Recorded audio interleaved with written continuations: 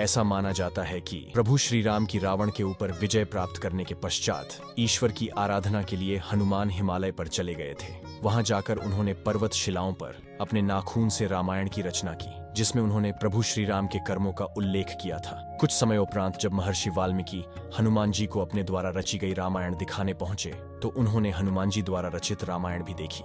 उसे देखकर वाल्मीकि थोड़े निराश हो गए तो हनुमान ने उनसे उनकी निराशा का कारण पूछा तो महर्षि बोले कि उन्होंने कठोर परिश्रम के पश्चात जो रामायण रची है वो हनुमान की रचना के समक्ष कुछ भी नहीं है। आने वाले समय में उनकी रचना उपेक्षित रह जाएगी। ये सुनकर हनुमान ने रामायण रचित पर्वत शिला को एक कंधे पर उठाया और दूसरे कंधे पर महर्षि वाल्मीकि को बिठाकर समुद्र के पास गए और स्वयं द्वारा की गई रचना को राम को समर्पित करते हुए समुद्र में समा दिया। तभी से हनुमान द्वारा रची गई हनुमद रामायण उपलब्ध नहीं है। तदुपरांत महर्षि वाल्मीकि ने कहा कि तुम धन्य हो हनुमान, तुम्हारे जैसा कोई दूसरा नहीं है। और साथ ही उन्होंने ये भी कहा कि वो हनुमान की महिमा का गुणगान करने के लिए एक जन्म और लेंगे। इस बात को उन्होंने अपनी रचना के अंत में कहा भी है।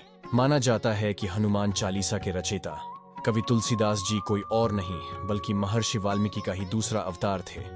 महाकवि तुलसीदास के समय में ही एक पटलिका को समुद्र के किनारे पाया गया, जिसे कि एक सार्वजनिक स्थल पर टांग दिया गया था ताकि विद्यार्थी उस गूढ़ लिपि को पढ़कर उसका अर्थ निकाल सके।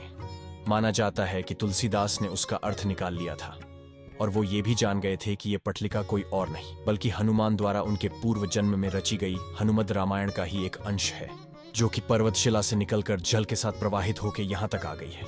उस पटलिका को पाकर तुलसीदास ने अपने आप को बहुत भाग्यशाली माना कि उन्हें हनुमद रामायण के श्लोक का एक पद्य प्राप्त हुआ।